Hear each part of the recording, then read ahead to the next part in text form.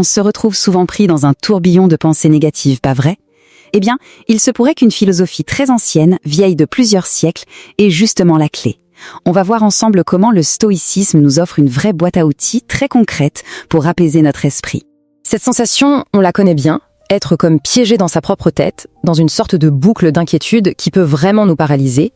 La grande question, c'est comment on fait pour briser ce cycle.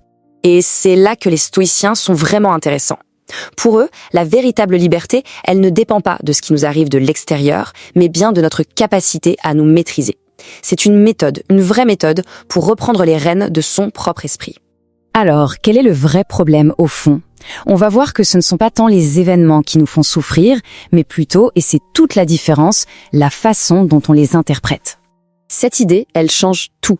Ce qu'on perçoit comme étant la réalité, ce n'est en fait qu'un reflet de notre propre esprit. Il faut bien comprendre ça. Nos pensées ne sont pas des faits, ce sont des filtres. Bon, maintenant que le problème est bien identifié, passons aux solutions.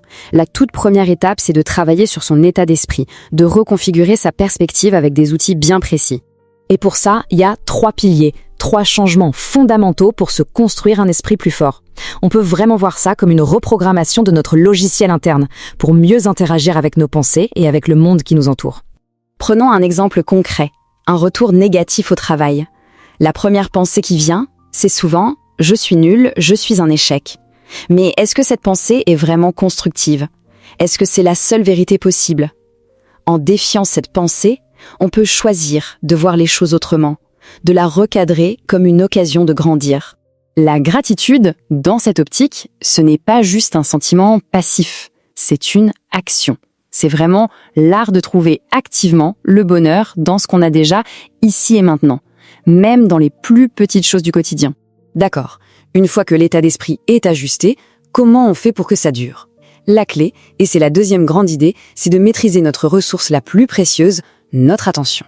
Pour les stoïciens, toute notre anxiété vient du fait qu'on confonde 2 choses, ce qui est sous notre contrôle et ce qui ne l'est pas. La paix de l'esprit, elle se trouve quand on arrive à se concentrer uniquement sur la première colonne, nos réactions, nos choix, nos efforts. Prenons un embouteillage. Le trafic en lui-même est totalement incontrôlable, c'est un fait. Mais notre réaction face à ce trafic, elle, c'est notre choix.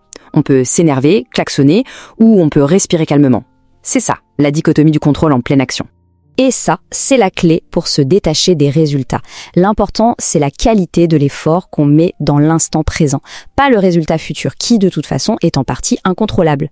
Mais attention, tout ce qu'on vient de voir, ce ne sont pas des solutions miracles.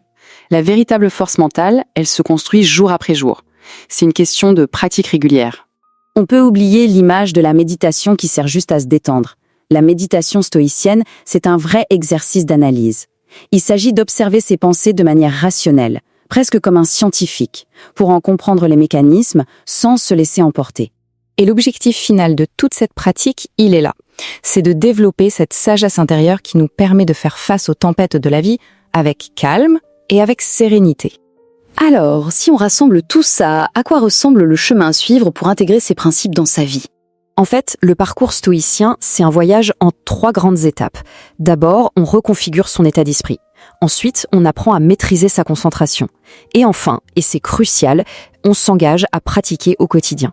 Il faut vraiment garder ça en tête. L'objectif, ce n'est pas d'atteindre une sorte de perfection, une destination finale.